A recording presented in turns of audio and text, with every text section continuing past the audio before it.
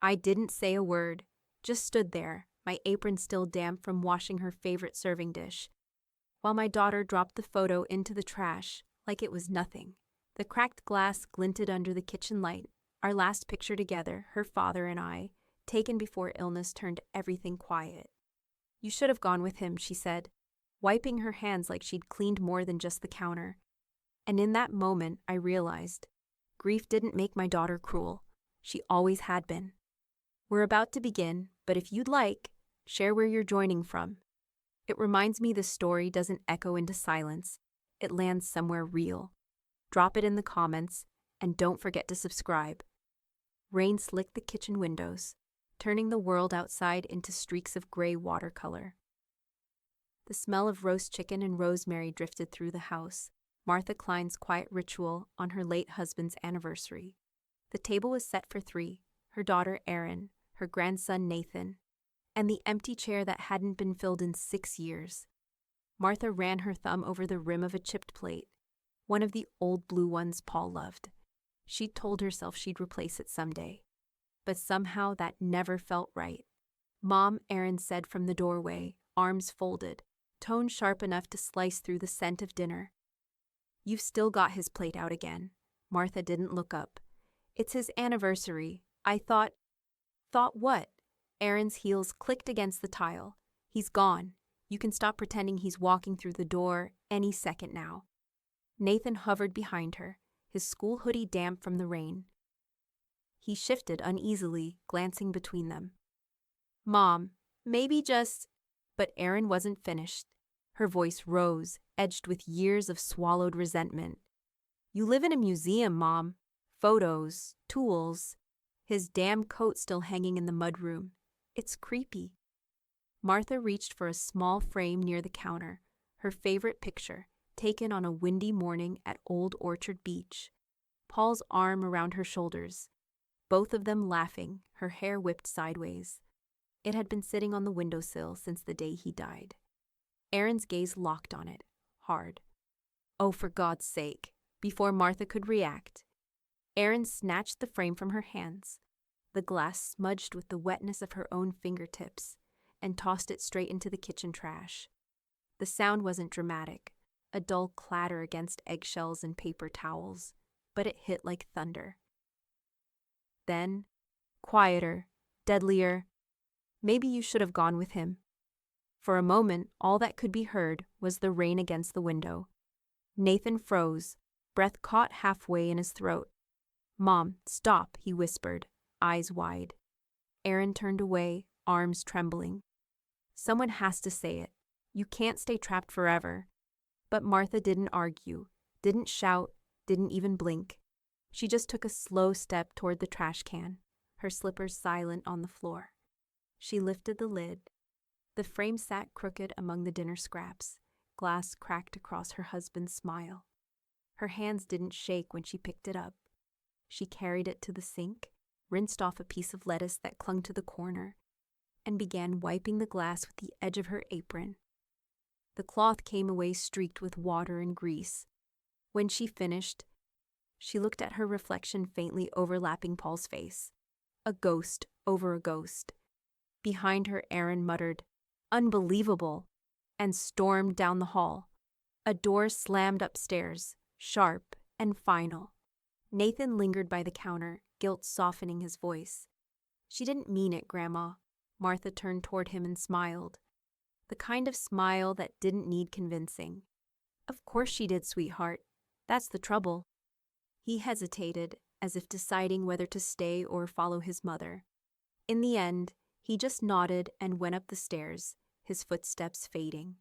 The house fell still again except for the rain and the slow tick of the wall clock. Martha stood there with the cleaned frame in her hands, tracing the broken line across the glass. She set it gently on the table, on Paul's plate, and whispered, "You always said storms wash things clean." Outside, thunder rolled far out at sea. The light in the kitchen dimmed, shadows sliding across the linoleum like tidewater. She reached over and blew out the candle at the center of the table, its smoke curling into the air like a silent vow. Then she pulled open the drawer, took out a fresh piece of cloth, and began to polish the glass again, not to fix it, but to steady herself. Because somewhere deep inside, under the years of restraint and grief, something had shifted. Martha Klein wasn't just going to keep surviving inside that house anymore. She was going to reclaim it. And though she didn't know it yet, that quiet moment, standing alone with a cracked photograph, was the first step toward taking her entire life back. Morning light broke through the clouds like a truce that never quite held. The storm had passed, but its ghost lingered in the damp corners of the kitchen, the faint smell of last night's candle smoke, the faint crack in the photo glass glinting like a scar. Martha stood at the counter pouring coffee when Erin's voice carried in from the living room. "You know what I don't understand?" Her tone was casual, but underneath it ran something sharp. "Why you still pay for that ridiculous home insurance when you barely drive anywhere and this place is falling apart?" Martha didn't answer. She took her mug and sat down across from the stack of unpaid envelopes Erin had dumped on the table. The younger woman flicked through them like she was shuffling a deck she already owned. "I mean, when the house becomes mine, I'll probably redo the roof first," Erin said, half to herself, half to the room. Then the kitchen. Maybe open the wall to make it feel less suffocating. Martha's hand froze around her cup. "When the house becomes yours," she repeated softly, almost curious. Erin didn't even look up. "Well, eventually. You know, it'll pass to me. It's just reality, Mom. I'm trying to think ahead." For a moment, the only sound was the steady tick of the wall clock and the faint hum of the refrigerator. Martha could feel the words settling in her chest, cold and heavy as stones dropped into water. "Do you ever think maybe I'm still living here?" she asked, voice even. Erin gave a small, impatient laugh. "Of course you are. I just mean it's not like you're going to live forever, Mom. Someone has to plan for things." Martha looked out the window toward the sea. The clouds had broken apart, letting a thin line of light trace the horizon. "I suppose someone does," she said quietly. Erin pushed back her chair, sighing like she'd been burdened. "I'll be late for work. You should call the plumber about that leak before it ruins the floor." She didn't wait for a reply. The door closed behind her with the same brisk efficiency she used to balance a checkbook. When the silence settled again, it felt like the house itself was listening. Old beams creaking softly, floors adjusting. Martha let out a long breath she hadn't realized she'd been holding. Then she looked around the kitchen, really looked, and saw not peeling wallpaper or an aging stove, but the layers of a life she'd built. The tiny nick on the table where Nathan had dropped a toy car, Paul's tools lined up in their box by the back door, the sun-bleached curtains she and Lydia had sewn 20 years ago. That afternoon, Lydia appeared at the door in her red raincoat, the one that looked like it had seen as many storms as they had. "Heard the thunder over here last night," she said, stepping in without waiting for an invite. Sounded like the apocalypse. "Closer to a rehearsal," Martha murmured, putting the kettle on. Over tea, she told Lydia everything, about the photo, the remark, and the words about the house. She didn't cry, she just spoke, each sentence measured, the way a teacher explains something she's finally stopped sugarcoating. When she finished, Lydia sat back, eyes sharp and clear behind her glasses. "So she's counting your windows before you've even left the porch," she said. Martha let out a short, bitter laugh. "She's my only child, Lydia, but she's treating me like an obstacle instead of a mother." Lydia leaned forward, her hand closing over Martha's wrist. "Then step out of her path," she said softly, and shut the gate behind her. Martha looked at her, startled, not by the words themselves, but by how right they felt. After Lydia left, the house seemed to shift again, quieter but somehow more awake. Martha fetched a notepad from the drawer, the one she used for grocery lists, and wrote at the top, "Things that matter." She started listing, not furniture or jewelry, but memories pressed into objects. Paul's workbench, the painting he never finished, the recipe box in her mother's handwriting, the photograph of Nathan's first day of kindergarten. Every line steadied her pulse. By dusk, the list was long and smudged with coffee rings. She folded it carefully and slipped it inside Paul's old toolbox in the shed. The metal lid clicked shut with a satisfying finality. Standing there, surrounded by the smell of cedar and motor oil, Martha whispered, "She may think this house is hers, but she has no idea what lives inside it." From outside came the faint sound of a car pulling into the driveway, Aaron's headlights cutting across the dark like a warning flare. Martha didn't move.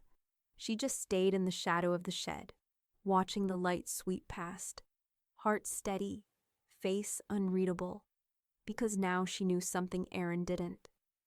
The gate Lydia spoke of was already starting to close, end with a quiet but tense beat. The first flicker of control returning to Martha's hands.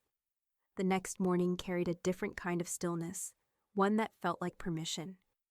Martha woke before sunrise, the world outside hushed under a veil of fog. The ocean, hidden beyond the houses, sounded muted and far away, as if giving her privacy for what she'd decided to do. She brewed her coffee, poured it into a thermos, and set her list beside it. The notepad edges had curled overnight. At the bottom, she added one more line in tidy handwriting. "And the house stays mine until I say otherwise."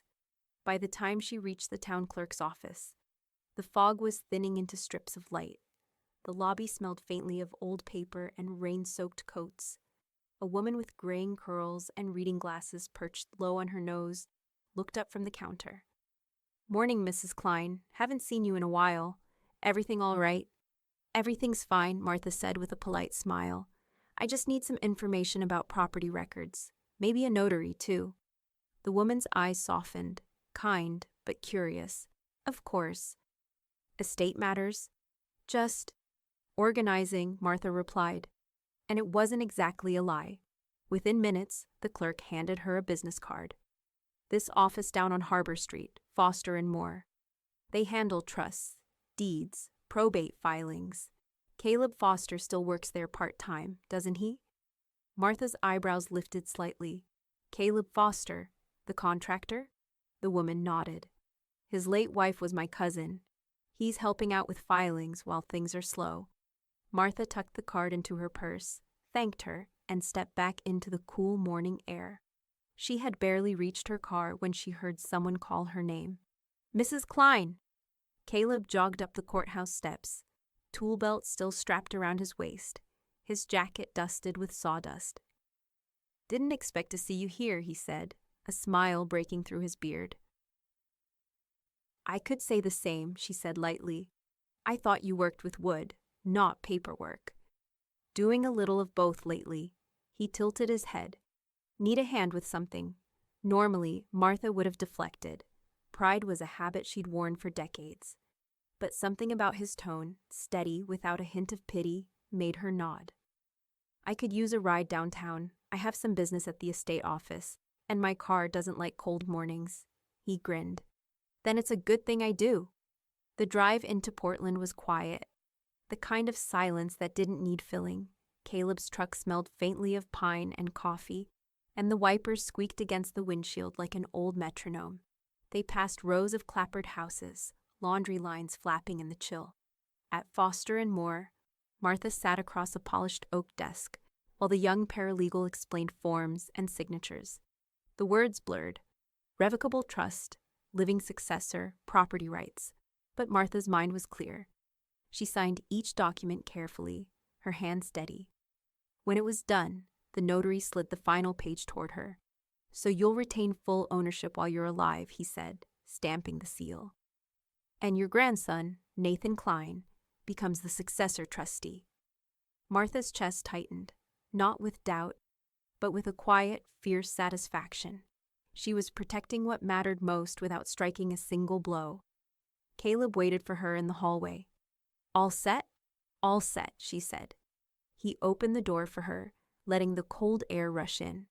"Whatever this was, I hope it gave you some peace." "It did," she said simply. "More than you know." That evening, the sea wind carried the scent of salt through the open windows.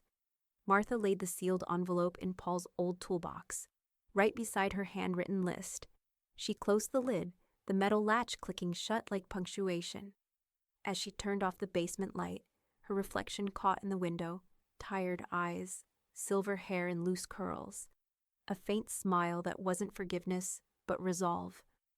Upstairs, she heard Aaron's voice. "Mom, why is the photo wall empty?" Martha climbed the steps slowly. The frames she'd removed earlier sat in a neat stack on the dining table. She planned to clean and remount them later. Aaron stood before the blank wall where family photos once hung, arms crossed. "Getting sentimental now, huh? Or trying to make me feel guilty?" Martha's reply was gentle, but her gaze didn't waver. "Neither. Just making space." "Space for what?" "For what comes next?" Aaron scoffed and walked away, muttering something about drama. Martha waited until she was alone again, then glanced back at the wall. The absence of pictures didn't feel like loss anymore. It felt like breathing. Down in the basement, the toolbox sat closed, unassuming, and inside it, her future waited in silence, locked under her own hand. Outside, the wind picked up, rattling the old shingles of the house. It almost sounded like applause. And for the first time in years, Martha let herself smile without apology. By mid-March, the storms had turned soft again, less thunder, more drizzle, as if the sky had tired of shouting.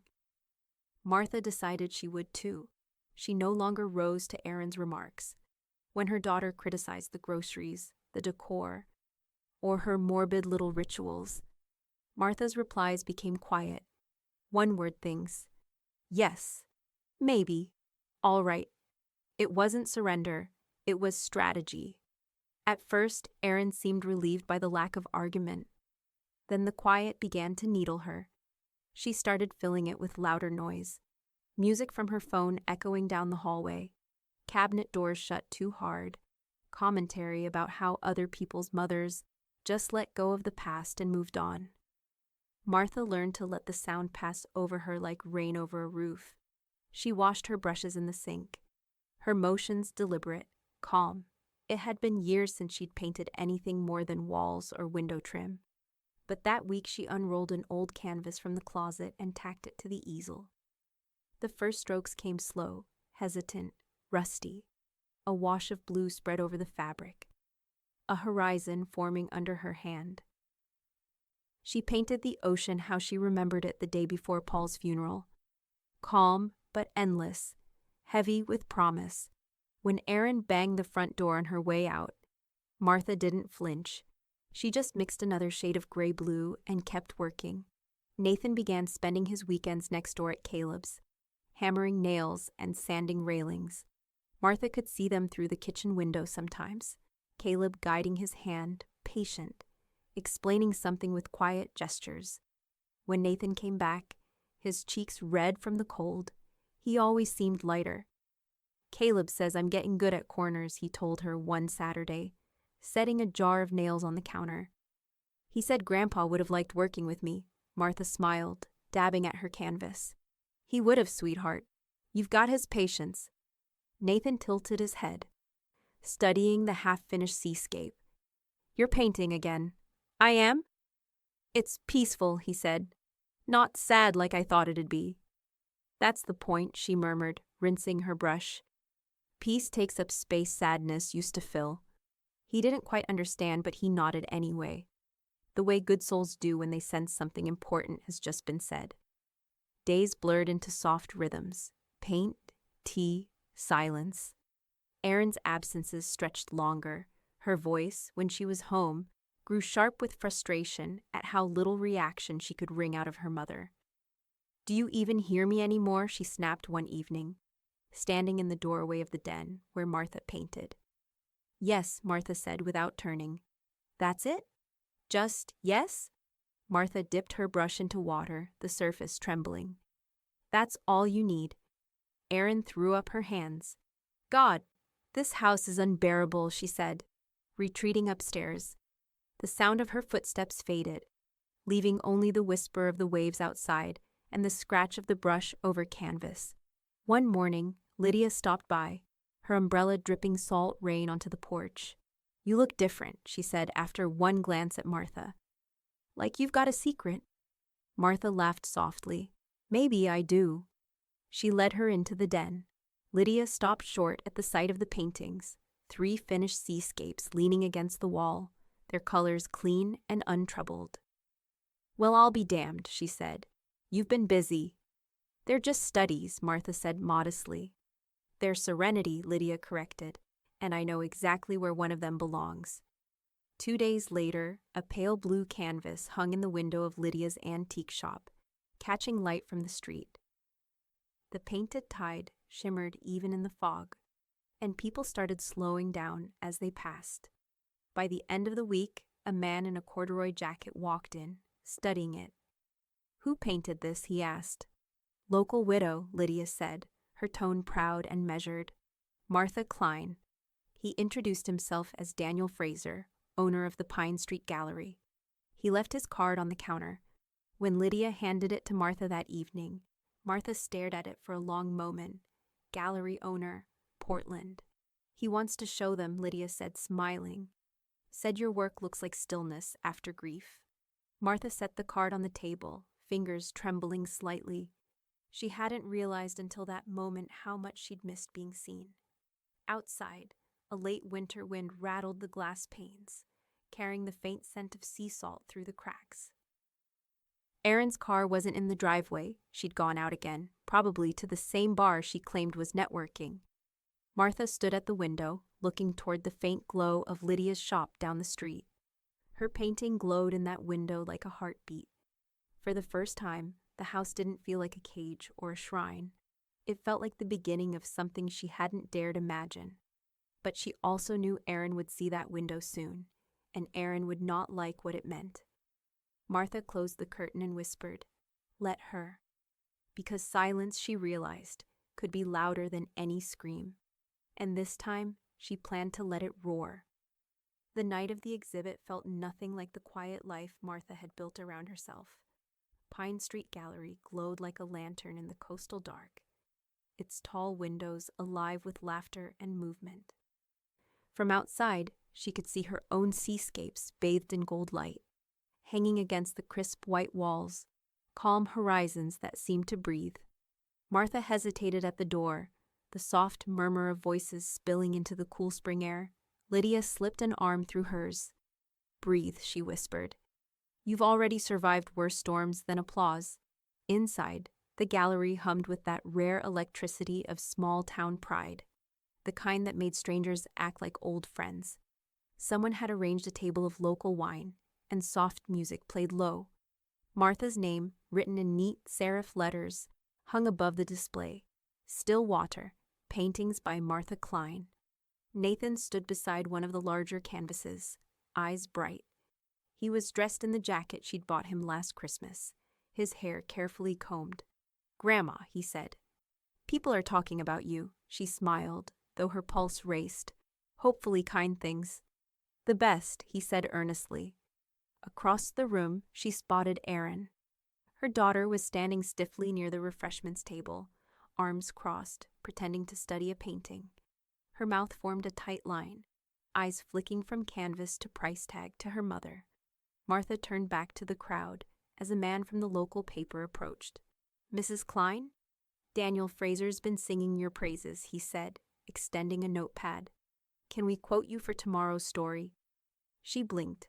"Story," he grinned. "The headline writes itself. Widow finds new life in color. Our readers will love it." She managed a modest laugh. "Just put that it's never too late to start again." When he left, Lydia leaned in. "You handled that like a pro." Martha sipped her wine.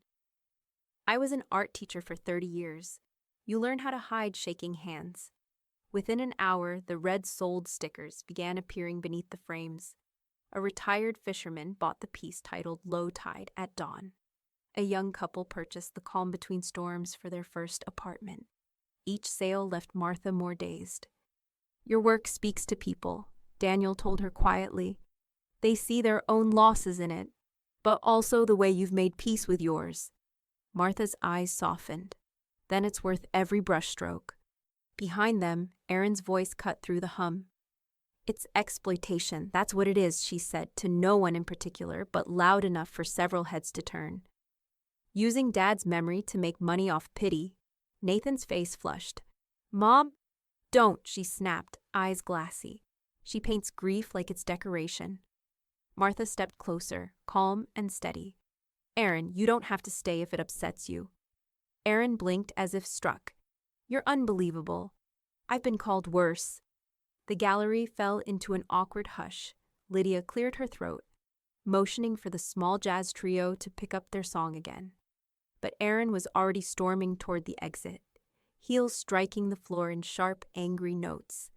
The door shut behind her and conversation slowly resumed. Gentler now, more protective. Nathan exhaled, shoulders slumping. I'm sorry. Grandma. She reached for his hand. Don't be. Some storms blow themselves out faster than others. He looked up at her, the hurt in his eyes replaced by something brighter, pride. I'm proud of you, he said quietly. Grandpa would be too. The words landed like sunlight. By closing time, every painting but one had sold. Martha stood before the last, the pier at dusk, her most personal piece, Paul's silhouette, just visible in the distance, walking toward a horizon streaked in silver. Daniel approached with an envelope. Your share, he said, and an offer for a second showing in Portland. Martha shook her head with a small smile. Let's slow down. I'd rather the town have its moment first. Fair enough, he said. You're quite the sensation tonight. She waited until the crowd had thinned before turning to Lydia and Nathan. Help me with something, she said. They followed her outside, the night air cool and salted. She crossed the street to where the Maritime Museum's lights glowed faintly at the edge of the harbor. She handed the sealed envelope to the curator waiting by the steps. For Paul Klein, she said. He built ships with his hands and taught children to love the sea. This donation's in his name. The curator, touched, accepted it with both hands. When Martha turned back toward the gallery, she caught a flicker of motion. Aaron's car parked at the corner, headlights dimmed.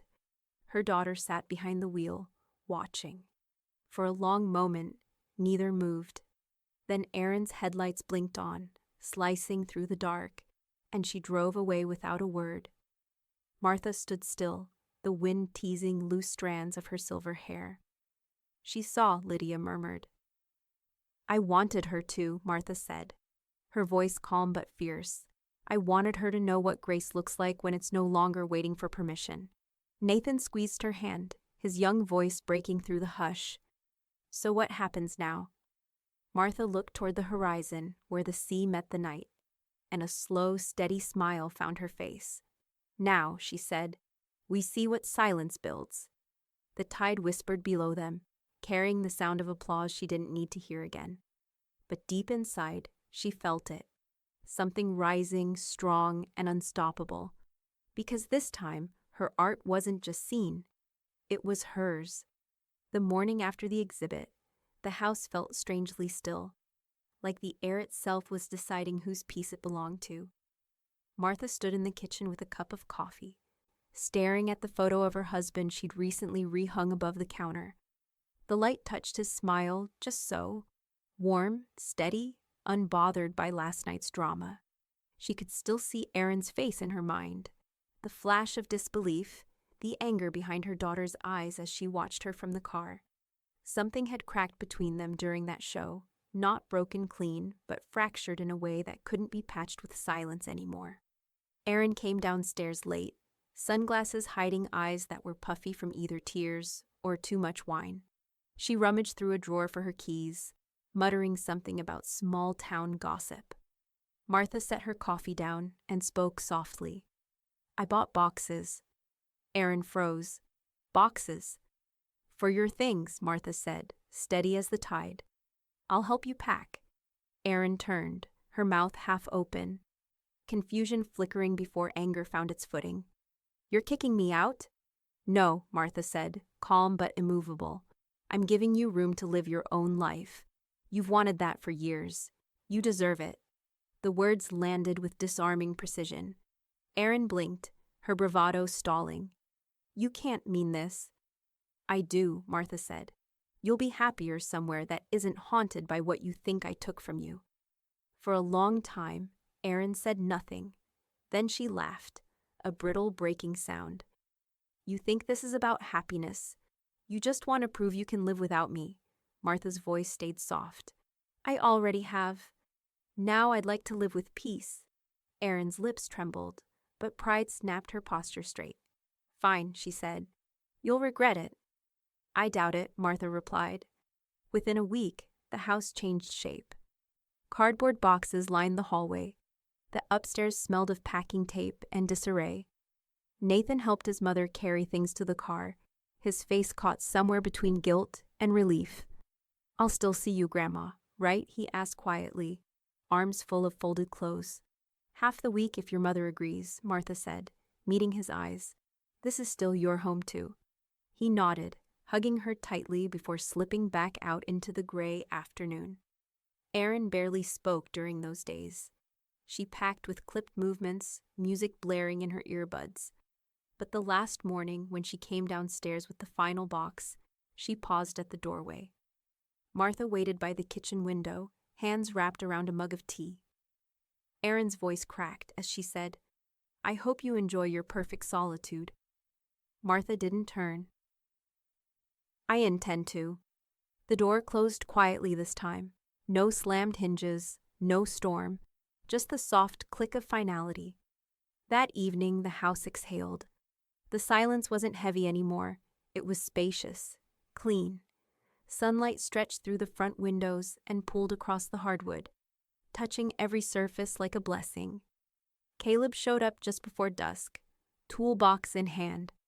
Heard the railing on your porch finally gave up, he said. It did, Martha replied, smiling faintly. Seems everything's giving up lately, he chuckled, crouching to measure the damage. Sometimes things break before they can hold steady again. They worked side by side in the soft light, his saw humming against the wood, her hands steadying the posts. The smell of cedar filled the air. When he finished, he leaned against the railing, testing its strength. Good as new, he said. Maybe better. Maybe, she echoed. For a moment, their eyes met. Something unspoken but alive flickering there. Nathan arrived later with his backpack slung over his shoulder. Mom said it's fine if I stay until Sunday, he said. Caleb's going to teach me how to sand next weekend. Then I'll make you both a pie, Martha said, ruffling his hair. That night, the ocean wind blew gently through the open window. No arguing, no footsteps above. Just the rhythmic pulse of waves and the faint creak of the new porch railing. Martha lay in bed, her hand resting on the empty side where Paul used to sleep. For the first time in years, she didn't feel the hollow ache there, only gratitude. The house didn't feel lonely anymore. It felt right-sized.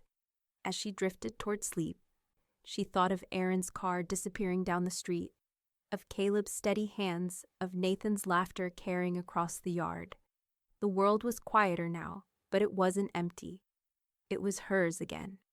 And in that stillness, a thought surfaced like a tide returning. Peace is the beginning of power. Martha smiled in the dark. She had no idea how right she was. By late spring, the house had learned its new rhythm, quiet mornings, the low hum of the kettle, gulls calling beyond the bay. Nathan's laughter drifted through the yard most weekends now, and it no longer carried tension. It sounded like what it should have always been, a boy at ease. Martha was rinsing brushes in the sink when the knock came, sharp, official.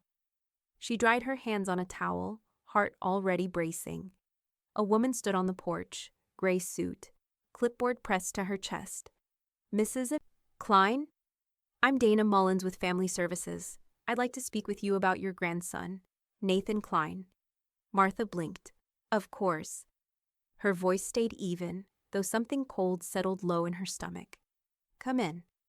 Inside, the social worker glanced around at the neat table, the framed seascapes on the wall, the vase of wildflowers Caleb had dropped off that morning. We received a call from Ms. Erin Klein, she said. She's concerned that her son is spending time here without her consent. Martha took a slow breath. That's not true. Dana looked up, polite but skeptical. She says you've been keeping him overnight against her wishes. Martha crossed to the counter, opened a small drawer, and pulled out her phone.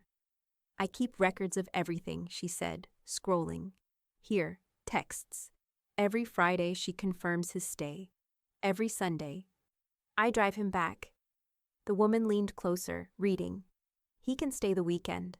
I'll get him Sunday. Another. Can you keep him till Monday? I'm working late. Dana's brow softened. Thank you. May I take photos of these for the file? Of course. As the camera clicked, Martha stood by the window, hands clasped. Nathan's bike rested by the porch steps, a screwdriver left on the railing from his last project with Caleb. It looked so ordinary, it made her chest ache. Dana tucked her tablet away. I'll also need to do a brief home visit, just to verify the environment. Go right ahead. She led the woman through the rooms. The scent of turpentine mingled with ocean air. A half-finished painting leaned on the easel. A quiet cove, 2 gulls in flight. Dana paused in front of it. You paint professionally? Accidentally, Martha said with a faint smile. By the time they returned to the kitchen, the tension had thinned. Dana shut her folder. Everything here seems perfectly fine. We'll be closing the inquiry. Thank you, Martha said, not trusting herself to say more. The woman nodded and left, her car crunching down the gravel drive. That evening, Lydia called. Heard there was a visitor in a county car this morning, she said. Small towns keep fast ears. Martha sighed. Aaron reported me for keeping Nathan too long. She what? It's handled, Martha said. They closed the case. Lydia whistled. Lord, that woman's digging her own hole with a silver spoon. Martha didn't answer. She stood at the window, watching Nathan and Caleb on the porch.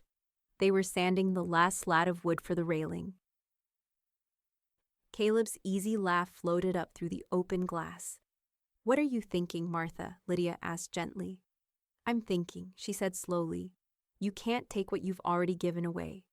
Aaron's trying to reclaim power she never earned. Lydia's chuckle was low and approving. That's my girl. By Sunday afternoon, word had made its way around town how Aaron Klein had called family services on her own mother and been proven wrong. People at the cafe whispered. Someone at church asked after Martha with open sympathy. Martha said nothing. She painted. The new canvas was bolder, deeper blues, sharper light. She didn't realize until hours later that the figure walking along the painted shore was Nathan, not Paul. And instead of distance between them, there was closeness, warmth. Nathan padded in, hands dusty from the porch. Grandma, yes, love? He pointed at the canvas. That one looks alive. It is, she said, brushing a strand of hair from her face. It's about survival. He tilted his head. Whose? Ours, she said. Outside, Caleb packed up his tools, pausing to wave through the window. She waved back, a smile breaking without effort. The sun sank low over Portland Harbor, casting streaks of copper light across the water. For the first time, Martha felt the balance tilt, quietly, invisibly in her favor. But in another house, Aaron Klein was sitting in front of her laptop, scrolling through social media, staring at photos of her mother's sold-out paintings, the comments full of praise. Her fingers tightened around her wine glass. If she couldn't control the story, she'd find another way to hurt it.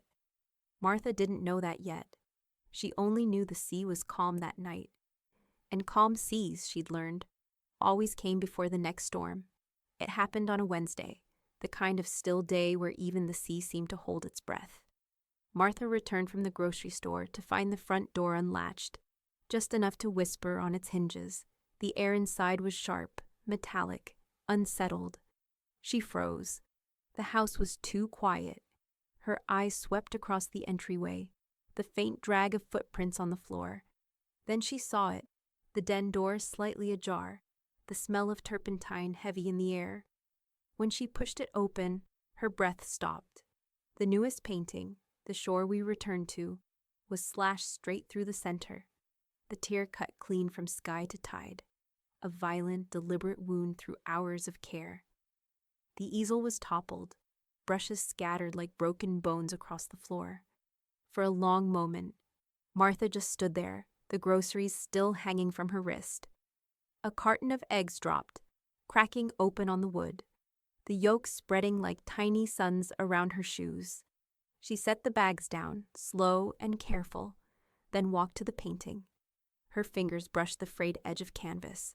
No tears came, just a long, steady exhale that sounded almost like a sigh. In the silence, a truth settled in. Only one person would have done this, Aaron, not in rage, but in envy. Martha straightened the fallen frame, her movements deliberate, ceremonial almost. Then she fetched her phone from the counter and took photos. Angles, details, close-ups.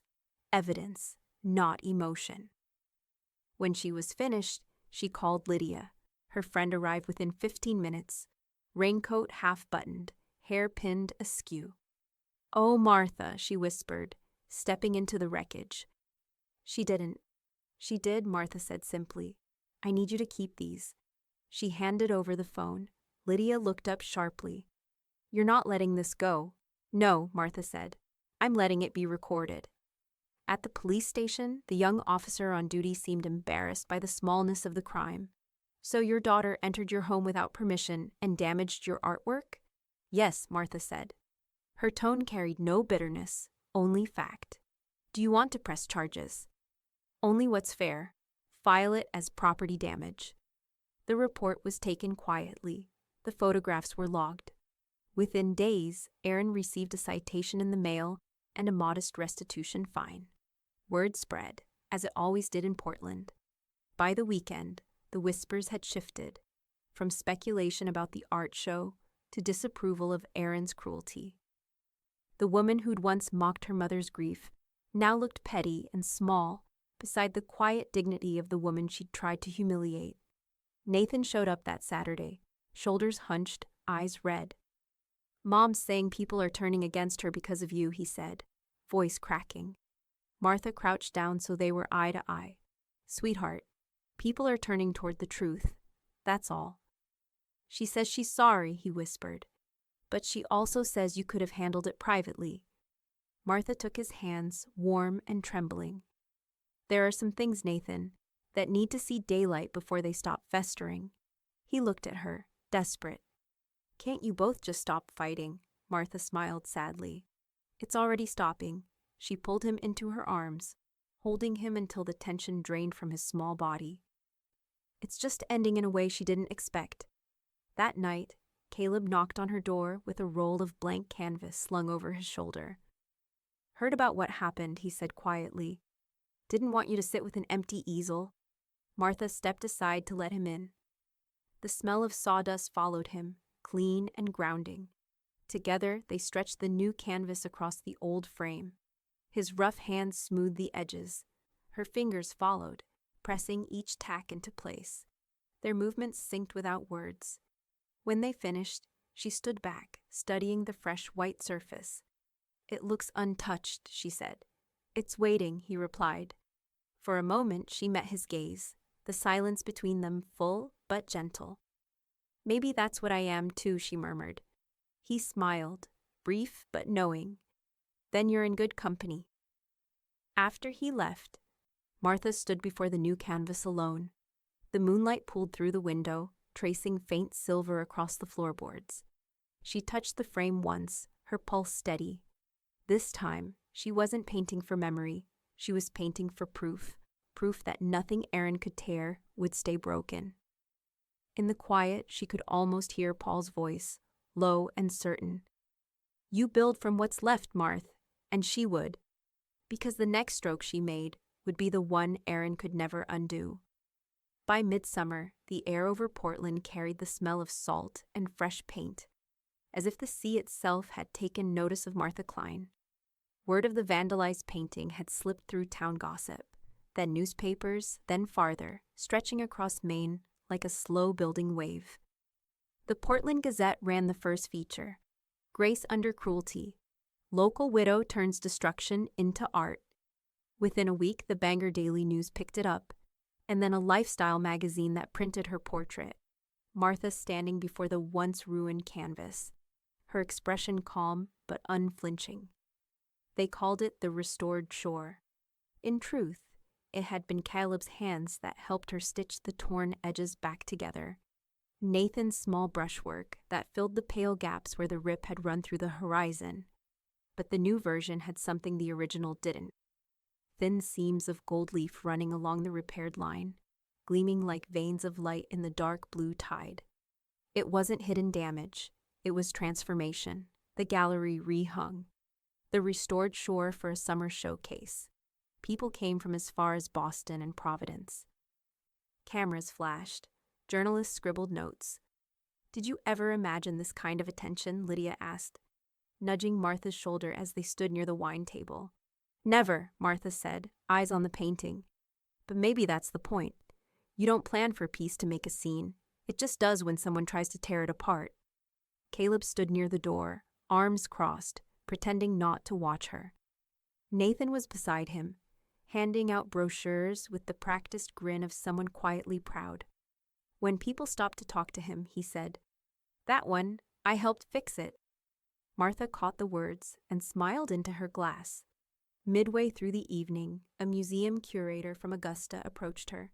Silver hair, sharp suit, reverent tone. "Mrs. Klein," he said, "we'd like to purchase the restored shore for our permanent collection. It speaks to resilience in a way most modern art forgets." Martha blinked, steadying herself. "You're sure?" "Absolutely. It's a symbol now." Her gaze moved to the painting one last time, tracing the gold veins shimmering under the lights. "Then let it belong to everyone who's ever had to start again." When the check was signed, she donated a portion to the local women's shelter and another to the art program at the high school where she'd once taught. Reporters ate it up, the narrative of the widow who turned heartbreak into community. By the next week, the college called. "Would you consider teaching a weekend workshop?" the art department chair asked. "On restoration, emotional and physical? Your story has inspired so many of our students." Martha paused. "I suppose I could teach them how to see what's still whole." At the first class, she found herself facing 20 students, some young, some her age, all hungry for something more than technique. She began with a simple exercise. Tear a blank sheet of canvas, then repair it with something unexpected. Thread, wire, color. Nathan sat in the back, sketchbook in his lap, drawing the light that fell through the tall studio windows. He'd insisted on helping hang her demonstration pieces. Caleb had built the stands for them, the wood sanded to a soft grain that caught the afternoon glow. "Remember," she told her students, "it's not the rip that defines the work, it's what you do with it." A murmur of agreement filled the room. Afterward, as they packed up, Nathan came over, brushing paint from his hands. "Grandma," he said, "they really listened." "They did," she said, pride tugging at the corners of her mouth. "Maybe because I finally did too." Caleb appeared in the doorway, nodding toward the parking lot. "You've got company. Outside." 2 women from Aaron's old social circle waited by their car, both looking uncomfortable, both avoiding Martha's eyes as they stepped forward. "We just wanted to say," one began, "what happened with everything, it wasn't right. You didn't deserve that." Martha studied their faces, saw shame there and something else, distance. Aaron had been gossip royalty once. Now her throne had vanished. "Thank you," Martha said gently. "Kindness always arrives eventually, even late." They left quickly, and Martha turned to Caleb and Nathan, the evening breeze tugging at her hair. "Guess the tide's changing," Caleb said. "It always does," Martha replied. "The trick is knowing when to stop swimming against it." As they walked to the truck, the horizon flamed orange, and for a moment the repaired seam of the restored shore shimmered in her mind's eye. Whole, luminous, impossible to ignore. But as the sun dipped lower, a quiet unease threaded through her calm. Because if Aaron had been willing to destroy a painting, what would she try next, now that her mother's piece had turned into public power? Martha didn't know yet, but she felt it, the shift in the current, the sense that something unseen was beginning to move, and this time she was ready for it. The envelope arrived on a Tuesday, thick and official looking, its weight out of place among the small town mail of postcards and utility bills. Martha found it wedged into her mailbox beside a folded flyer for the Harbor Festival. She didn't need to look at the return address to know who had sent it. Aaron's handwriting, tight, dramatic loops, decorated the corner like a flare. Beneath it, the name of a law firm from across town glared in cold, printed type. She carried it inside, set it on the kitchen counter, and stared at it while the kettle hissed to a boil. The paper smelled faintly of printer ink and perfume, Aaron's old trick, using scent to soften sharp intentions. But Martha knew better now. She didn't touch it. Instead, she poured her tea, sat at the table, and read the newspaper, an article about the art school's new workshops, and a photo of Nathan standing beside one of her paintings, smiling without apology. The envelope waited. By afternoon, Lydia stopped by with scones. "You've been quiet," she said, catching the tension that hovered in the room like smoke. Her gaze landed on the envelope. "Ah, that's why," Martha nodded. "It's a letter from her lawyer. You're going to open it?" "No." Lydia's eyebrows shot up. "You sure?" "Very." Martha sipped her tea. "I've learned that opening things isn't the same as understanding them." She slid the envelope into a manila folder, sealed it again, and wrote on the front in small, tidy script. No response needed. The next morning, she walked it down to her attorney's office and handed it over to the receptionist. "Please file it under Klein Estate, unopened." The young woman blinked. "Do you want us to?" "No," Martha interrupted gently. "Just keep it as it is." Outside, the sky hung low with mist, the sea nearly invisible beyond the docks. She walked home slowly, the gulls crying overhead. Every step away from that office felt like cutting one more string, tethering her to Aaron's anger. 3 days later, the noise began. Aaron posted on Facebook, then on a local community board, then, apparently, in a neighborhood group chat that half the town read. "My mother has decided I'm dead to her," one post said. "After everything I've done for her, she's pretending I don't exist. All for attention and sympathy." Another followed. "She's turned my child against me. She's obsessed with playing the saint." By Friday, people in town were whispering again, but this time, the murmurs weren't what Aaron expected. At the coffee shop, Martha overheard 2 baristas. "It's sad," one said, "when a daughter can't stand to see her mother happy." At the library, a woman she barely knew placed a hand on her arm. "Don't let the noise reach you, honey. We all see who you are." Even the pastor from the seaside chapel left a voicemail. "Grace doesn't answer shouting, Martha. You've shown that beautifully." That weekend, Nathan appeared at her door, his jaw set. "Mom's losing it," he said, holding out his phone. "She's posting lies about you. People are tagging me. I blocked her." Martha took the phone gently from his hand and set it face down on the counter. "You didn't have to do that for me." "I did it for me," he said. "She doesn't stop." She studied his face, the quiet hurt beneath his anger, and smoothed his hair. "You're good, Nathan. You know when to stop feeding something that only grows when it's fed." He frowned. "What are you going to do?" Martha looked out the window. The fog had lifted, sunlight breaking through like a promise. "Nothing," she said softly. "Peace is louder than shouting. You just have to wait long enough to hear it." By the next week, Aaron's post had turned frantic, circular, ignored. The attention she'd tried to stir fizzled into silence. Her friends' comments slowed to none. Meanwhile, the museum's press release went out announcing the restored Shore's inclusion in their permanent collection. The timing couldn't have been crueler or kinder. Lydia called that evening, voice bright. "You're all over the state website. They're naming the exhibit after your quote about starting again." Martha smiled, staring at the same unopened envelope now tucked inside her drawer. That's the only response she'll ever need. Outside, a gull's cry broke across the waves. She stepped onto the porch, wind lifting the edges of her hair and breathed in the sea air. In the distance, thunder rolled, a faint reminder that calm never lasted forever. But this time, she wasn't afraid of storms. She'd learned how to build through them. And somewhere beyond the horizon, Erin was already planning her next one. It began with a blank brick wall behind the Maritime Museum, sun-bleached, uneven, ignored by most who passed. Martha had stood before it one morning, hands buried in her coat pockets, the air sharp with early autumn salt. "I keep thinking it looks lonely," she said. Caleb, standing beside her, tilted his head. "Then maybe it's time you gave it some company." She smiled faintly. "Maybe it's time." The museum had offered her the wall after her donated proceeds, and the fame of the restored shore. Something public, the curator had said. Something that belongs to everyone. Martha knew exactly what she would paint. She started the next week, sketching outlines in chalk. The long curve of the pier stretching into a painted horizon, gulls suspended in mid-flight, and two figures walking hand in hand near the end. Herself and Paul, together again, facing the sea.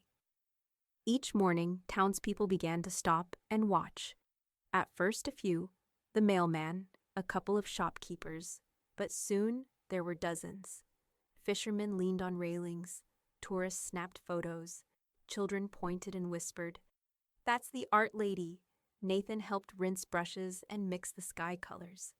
Lydia brought coffee and commentary. "You've got the whole town spellbound," she teased one morning. "I'm not trying to," Martha said, dabbing pale blue onto the pier's boards. "I'm just painting what I miss, until it feels like less of a loss." Caleb worked quietly nearby, replacing the museum's worn signage, though it was clear his real job was keeping watch. When a silver sedan slowed near the curb one afternoon, both of them recognized it instantly. Erin. She lingered in the car, sunglasses on, staring. Her jaw was tight, her knuckles white on the steering wheel. Martha's brush didn't stop moving. Caleb leaned against his ladder, arms folded, gaze steady in Erin's direction.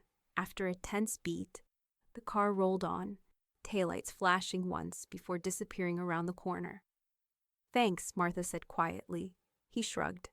"Wasn't about protection, just making sure she saw you weren't alone." By the second week, the mural had become the town's heartbeat. Kids on bikes stopped to guess what part she'd finish next. Retirees brought lawn chairs.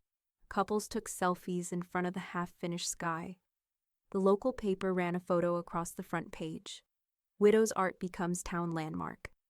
The article called her a quiet force of resilience and quoted her saying, "Grief is just love, looking for new ground." She hadn't even remembered saying it, but it sounded right. Erin saw the feature. Martha knew she did. The next morning, someone had keyed "fake" in faint white chalk on the sidewalk below the mural. Lydia wiped it away before Martha arrived. "Let her have her tantrums," Lydia muttered. "You're painting something bigger than her anger." Martha nodded. "I'm not painting against her anymore. I'm painting towards something." When the mural neared completion, Martha climbed the scaffolding alone. The sun sat low over the harbor, turning every brushstroke golden. She worked in silence, adding final detail to the figure's joined hands, the faint shimmer of light on water, the suggestion of a breeze in the painted sky. As the last line curved across the wall, she dipped her brush in white paint and signed her name, M. Klein. But instead of a period, she shaped the tail of the letter into a wave that curled into a heart. Nathan looked up from below, shading his eyes. "It looks like it's alive," he called. "It is," she said softly. He climbed the ladder halfway, pressing his palm to the base of the mural. "Can I?" "Go ahead." He left a handprint there, small and imperfect. Lydia followed, laughing, pressing her own beside his. A few children from town ran over, eager to join. Soon the lower wall bloomed with painted handprints, reds, blues, yellows, ringing the mural like petals around a memory. Martha stood back and looked at it all. Paul and her walking the painted pier, the tide behind them gleaming, the community's touch framing their steps. Caleb came to stand beside her, his arm brushing hers. "You've built something that can't be torn down," he said. "I wasn't building," she whispered. "I was coming home." For a moment, everything was still, the sound of waves against the pier, the distant bells from the harbor, the laughter of the children fading down the street. Then a car horn blared somewhere behind them, short, angry, unmistakable. Aaron's sedan. Martha turned just as it sped past, tires screeching on the wet road, leaving the smell of rubber and salt in its wake. Nathan stared after it, worry flickering across his face. "She saw it," he said quietly. Martha nodded, eyes never leaving the curve of the mural's painted horizon. "Good," she murmured. "It's time she did." The wind caught her hair, carrying the scent of the sea through the square. The mural shimmered in the light, the heart wave glowing like something newly born. But deep inside, Martha felt the familiar shift of the tide, the promise that Aaron's silence wouldn't last long. And as the first drops of rain fell against the painted wall, she whispered to herself, "Let her come." Autumn arrived dressed in gold and sea salt. The town's annual harbor festival filled the streets, music from the bandstand, bunting strung between lampposts, the smell of fried dough and kettle corn drifting with the ocean wind. And right at the heart of it stood Martha's mural, radiant under the crisp October light. The museum had chosen the pier behind it as the centerpiece of the celebration. Banners fluttered that read, "Art that belongs to us all." Children with painted faces darted between booths. Nathan ran ahead, helping Caleb set up a small table of brushes and paints for kids to add their handprints to a new corner of the mural. Martha worked quietly at the wall, smoothing a faint scuff of blue where salt air had faded the sky. Her brush moved in steady arcs, slow and sure. Every so often, someone stopped to thank her, to tell her how the mural made them feel calmer when they walked past it. "It's not just a painting," one older fisherman said, cap in hand. "It's like the town took a deep breath," Martha smiled. "That's all I ever wanted." But around noon, the air shifted. A hush rolled through the crowd like a dropped anchor. Erin was walking toward the mural. She wore dark sunglasses, her mouth tight, her steps clipped. A few townspeople murmured greetings she ignored. When she stopped in front of the wall, her jaw trembled. "So this is what you've turned him into," she said loudly, pointing at the painted figure of her father, a tourist attraction. The nearby music faltered. People turned. Martha lowered her brush, calm but alert. "It's a tribute," she said gently, something to keep his kindness alive. "It's exploitation," Erin snapped, her voice cutting through the festival air. "You used his memory, my father's memory, for attention, for pity, for applause." A ripple went through the crowd. Lydia stepped forward, arms crossed. "Attention? She gave this town something beautiful, Erin. What have you given us lately, besides trouble?" Murmurs rose. Someone near the taffy stand called out, "It's all she ever gave us, beauty and heart." "Yeah," another voice added. "That wall's done more good than gossip ever could." Erin's face flushed crimson.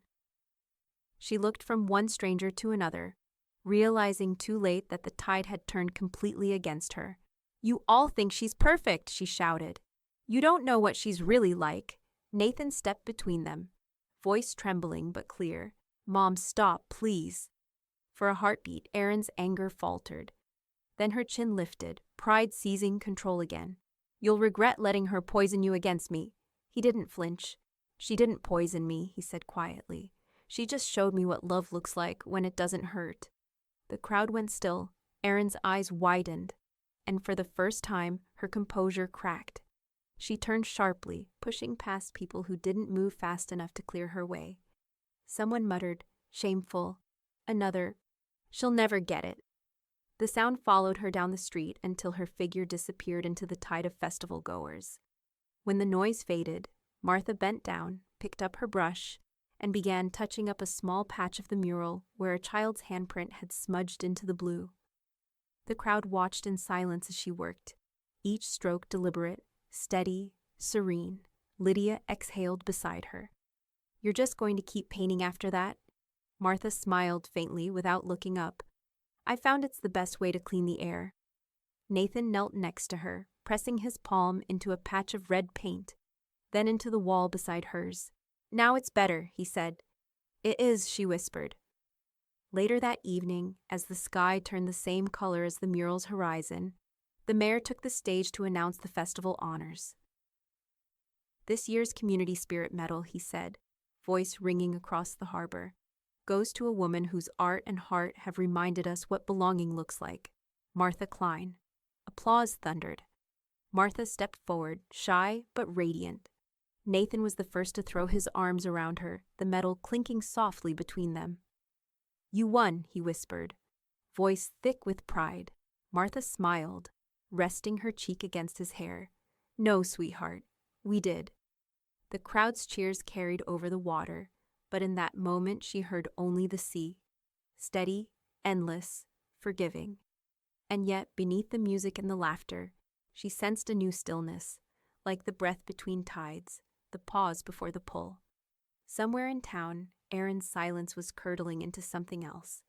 Martha didn't know what form it would take, only that it was coming.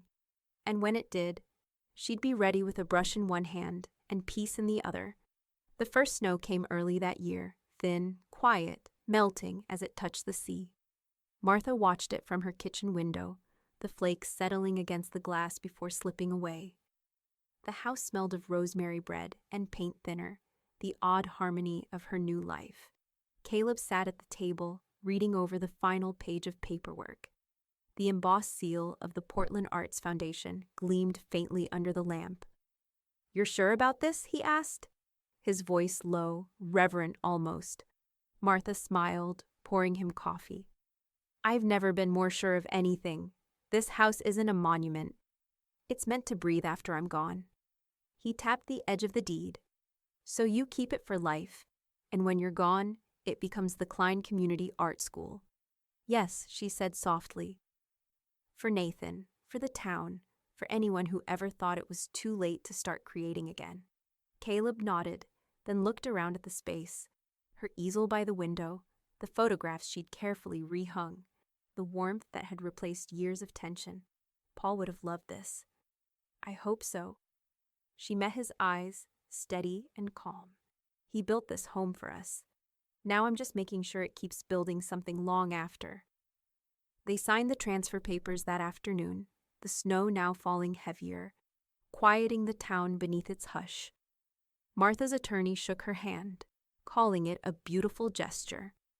Caleb drove her home in his truck, heater rattling, both of them silent except for the hum of the tires on wet pavement. When they reached her driveway, Martha hesitated before stepping out. You think she'll find out? Caleb gave her a knowing look. In a town this small, she already knows something's happened. She'll want to make it about herself. Martha sighed. Then let her. The confrontation came 2 days later. Aaron's car screeched into the drive so fast it threw up snow against the porch. She stormed out without a coat, the wind catching her hair and the fury in her face. How could you do this? She shouted before she even reached the steps. Martha opened the door but didn't move aside. Do what, Aaron? Don't play dumb. The foundation called me. They thought I'd know. You signed over the house. This house, my childhood. You've given away everything Dad built for us. For me, Martha corrected softly. He built it for me, and for you, once upon a time. But you let go of it long before I ever signed a paper. Aaron's eyes filled with tears, anger, and disbelief fighting for space. You can't just erase me, Mom. I didn't erase you. Martha's voice stayed even. You walked out, remember? I just made sure you couldn't come back to take what was never yours to claim. Aaron stepped closer, shaking. You've given away my childhood. Martha's reply came quiet, sharp, final. No, dear, you threw it in the trash. The silence that followed was so complete, even the sea seemed to pause outside. Aaron's breath came in small, shuddering gasps. You're cruel, she whispered. You always have been. No, Martha said. I've just stopped being quiet. Aaron turned, nearly slipping on the icy steps, and fled to her car. The engine roared, tires spinning, snow spraying across the drive as she sped away into the fading light. Martha stood in the doorway long after the sound was gone. Nathan appeared a few minutes later, bundled in his jacket, his face pale. "I saw her leave," he said softly. "She looked different." "She's angry," Martha replied. "She has to blame something, and I'm the easiest target." He frowned. "What about me?" She reached out, touching his shoulder. "You're the reason I did it. I wanted this place to mean more than arguments and memory. I wanted it to mean possibility." He nodded, eyes bright with unshed tears. "You really think people will come here to paint someday?" "I know they will," she said. "And they'll learn that creation is just another word for forgiveness." Caleb joined them on the porch, the cold biting at his beard. "Everything all right?" "Eventually," Martha said. They stood together watching the snow settle over the garden, the house behind them glowing soft and golden. From the street it looked almost like a painting itself, a frame of warmth in the middle of winter.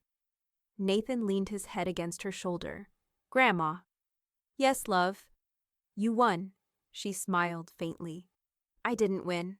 I just stopped losing." The three of them stood there in the gathering dark, the house silent but alive around them. Inside, the deed sat on the table under the lamplight, stamped and sealed, a promise written in permanence. And somewhere down the coastal road, Aaron's headlights cut through the storm like fury given form. Martha didn't know what her daughter would do next, only that she'd already taken everything Aaron could destroy and turned it into something that would outlast them both. Winter thawed slowly that year, as if reluctant to loosen its grip on the coast. The harbor stayed rimmed with ice, the gulls quieter, the town moving slower in its routines. But inside the newly established Klein Art School, warmth pulsed like a steady heartbeat. The first exhibition since the deed transfer was small, local painters, students, hobbyists, but the centerpiece wasn't a painting, it was a photograph. Nathan hung it himself. He'd taken it from the old box of family pictures Martha kept tucked under the sideboard. One of her and Paul standing by the pier, wind whipping their hair, both of them laughing as if the horizon belonged to them. The photo's edges were frayed, the colors softened by decades of touch. He mounted it beside the mural reproduction on the gallery's main wall. Beneath it, a simple brass plaque read, "Love survived here." Martha had argued gently against the wording. "It's too sentimental," she'd said. Nathan only smiled. "Then it's perfect. People need to see that part too." Now, as the community drifted through the gallery's wide, airy rooms, visitors paused before the photograph. They didn't ask questions about the past or the feud that had once cracked this family in two. They just stood and looked, some smiling, some sighing softly, a few brushing tears away before moving on to the student canvases. It was enough. Martha moved quietly among them, greeting familiar faces, offering gentle encouragement to the new artists whose work filled the walls. Caleb stood at her side, adjusting a crooked frame, his hands smudged with charcoal from the morning's workshop. "You should see your face," he teased. "You look like a woman watching a ship she built finally leave the harbor." Martha smiled, resting her hand briefly on his arm. "Maybe I am, but it's not leaving. It's just setting sail where it was always meant to go." From the far corner, Lydia waved them over, a twinkle in her eye and a paper cup of punch in her hand. "You two are becoming downright inseparable. Next thing I know, you'll be painting matching seascapes." Caleb chuckled. "I can't compete with her brush." "Nor should you," Lydia said, giving Martha's shoulder a squeeze. Then her tone softened. "You've turned trash into treasure, my friend. From chaos to calm. From, well, trash to masterpiece." Martha laughed, the sound light and easy. "That's what life is, Lydia. The trick is learning not to flinch when something breaks." "Or someone," Lydia murmured. Martha's eyes softened. "Or someone." In the weeks that followed, the art school filled with life. Children dipping fingers into paint, retirees rediscovering color, teenagers sketching along the window seats. Martha and Caleb began co-teaching Saturday workshops. She led the brush and palette, he handled materials and framing. Their easy rhythm drew smiles, the gentle kind that came from the two people who'd both lost something and chosen to build instead of mourn. Nathan volunteered every weekend, helping hang student work, running errands, sweeping floors long after classes ended. Sometimes Martha caught him standing before the photograph, the one of her and Paul, his reflection faint in the glass beside theirs. "Grandpa looks happy there," he said one afternoon, without turning. "He was," Martha replied. "And so was I." "Do you miss him?" "Every day," she said. "But it's a different kind of missing now. It's quieter, like background music instead of a wound." He smiled. "That sounds nice." "It is," she said, reaching out to smooth his hair. "That's what healing does. It doesn't erase the song. It just lets you dance to it again." Later that evening, after the last student left, Martha and Caleb locked up the gallery and stepped out into the coastal dusk. The air smelled of salt and wood smoke. Across the street, the mural glowed beneath the lamplight, its colors softened but still alive, the heart-shaped wave catching the light like a pulse. Caleb reached into his coat pocket and pulled out a small envelope. "Got something for you," he said. Inside was a photograph, recent, taken by Nathan. It showed the three of them standing in front of the mural, Caleb with his arm around Martha's shoulders, Nathan grinning between them, the painted pier stretching behind like an unbroken horizon.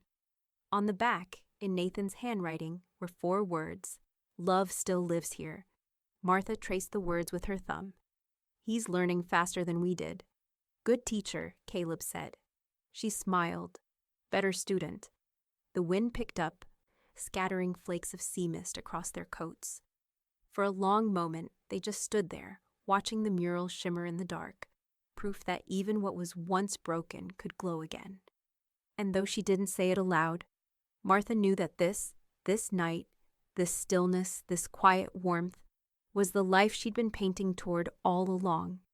Yet as she tucked Nathan's photograph into her pocket, a flicker of unease touched her chest. Across the harbor, a lone car idled near the water's edge, headlights fixed on the mural before turning away. Aaron's car. The storm wasn't done after all, but this time Martha didn't fear what was coming. She had color, calm, and a home full of light, everything her daughter could never throw away. The morning light over Portland came in slow, honey-colored streams, spilling through the lace curtains and catching on the frame photographs that lined Martha's wall.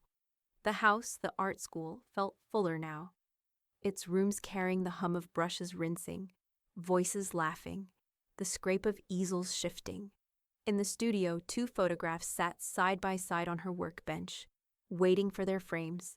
The first was the old one, her and Paul, windswept and laughing on the pier, the one that had survived coffee spills, cracked glass, and grief itself. The second was new, Nathan in his graduation gown, smiling at the camera with sunlight in his hair. Behind him stood the mural, the painted horizon glowing like it was cheering him on. Martha slid both photographs into matching oak frames. When she stepped back, she smiled, 2 moments, decades apart, somehow threaded together. "They've both got his eyes," she whispered, her thumb brushing over the glass. "Somewhere in them, he's still looking back at me." The art school had become more than anyone imagined. On weekends, the halls filled with chatter, tourists wandering through the gallery, children clutching sketchbooks, elderly couples pausing to watch the tide through the big glass windows.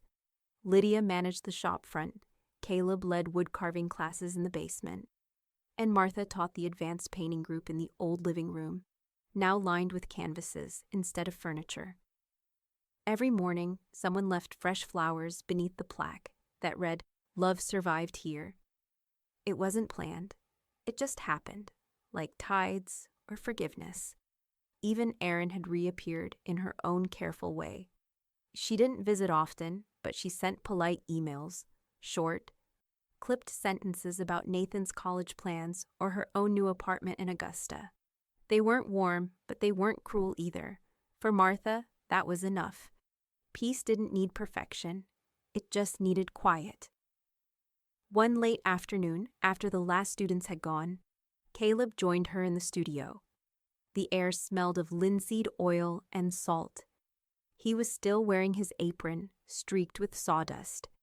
"You're going to wear yourself out," he said gently, leaning against the doorframe. "I don't think I can," she replied. "Not anymore." He walked to the window, looking out at the harbor. "You ever get angry? About her, I mean.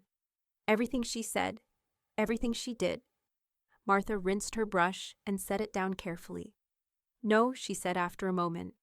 "Not angry, just finished." Caleb smiled, nodding slowly. "That's a good word for it." She turned to face him.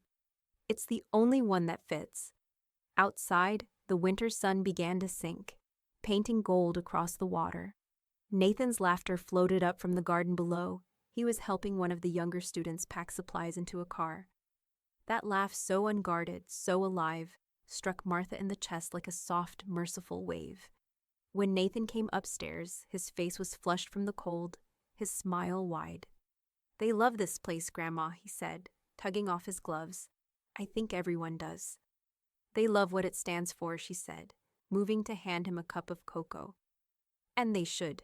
It was built on love." He took the cup but didn't drink. "Can I tell you something?" "Of course." He hesitated, then met her eyes. "Thank you for teaching me what staying kind looks like." Martha felt her throat tighten. "You taught me just as much, Nathan." "No," he said, shaking his head. "You could have gone bitter. You could have fought, but you didn't. You just kept building things that couldn't be torn down." She reached for his hand, squeezing it lightly. "That's what your grandfather taught me. When the storm hits, you don't shout at it. You build higher walls." Nathan grinned. "You built more than walls, Grandma. You built light." After he left for the evening, Martha walked through the quiet rooms, turning off the lights one by one. The last glow came from the framed photographs above the mantel, the old one and the new one, side by side. She stood there for a long time, watching the reflections shimmer in the glass. The two smiles separated by decades, but connected by something wordless and steady. The sound of waves rolled faintly through the open window, mingling with laughter from down the street. Martha closed her eyes and let the peace settle over her, not as victory, but as completion. When she opened them again, the world seemed softer. My daughter threw the last photo of my husband and me into the trash and sneered. "You should have gone with him," she murmured, her voice a thread in the quiet. I didn't argue, just built a life she could never throw away. The wind rattled gently at the panes, carrying the scent of the sea and wet paint and something new, something like forever.